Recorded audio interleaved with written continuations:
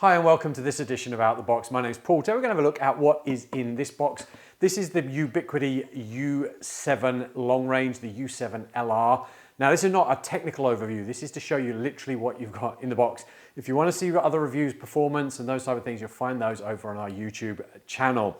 So let's head in and we'll talk a little bit about the unit as we go through. So you're going to get your Get Started guide, some useful information in there, but you probably won't take it out of the wrapper. As you'll notice here, there is no PoE injector. So this device you will need to power directly from a PoE switch, or you'll need to buy a PoE injector to go with it. You are going to get yourself a drilling guide, internal ones here for the hard sealing mount, which will show you here. And then the larger space will show you how to do this if we're going to do this on a suspended or false ceiling.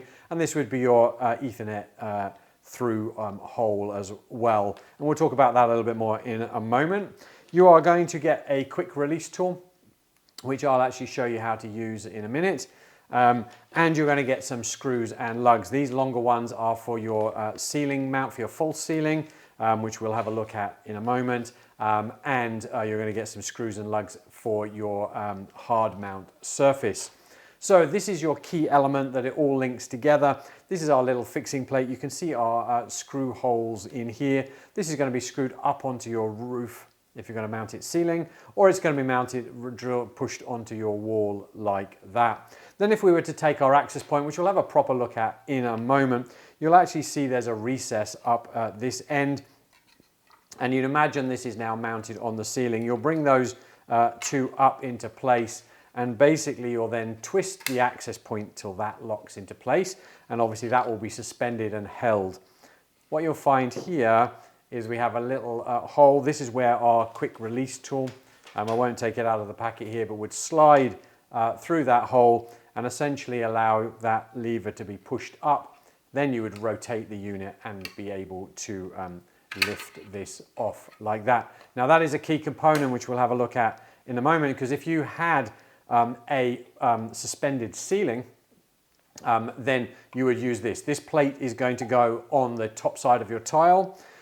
This is going to go underneath to create a sandwich this way round, and you're going to use your long bolts to bolt that through. So where my finger is would be your ceiling tile, and so obviously then we have the same action. We would bring our access point up and clip it into place like that. So those are all the main pieces for this. This is a, like I said, this is the long range, U7 long range. It does not have the 6 gigahertz frequency, but it's a 3x3 in 5 gigahertz and a 2x2 in 2.4 gigahertz. It's about the same size as the LIT, the light range of these. It's a fairly small form factor device. On this side over here, let's bring this, there we go.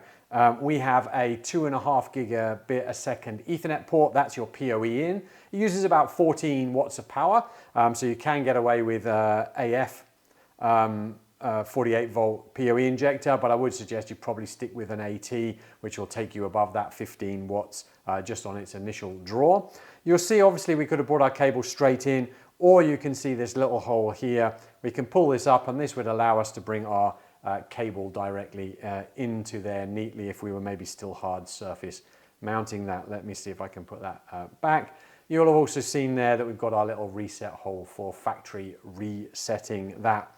That is really all that there is. Like I said, our quick release hole is there. We've got an LED ring on here that lights up, can turn that off.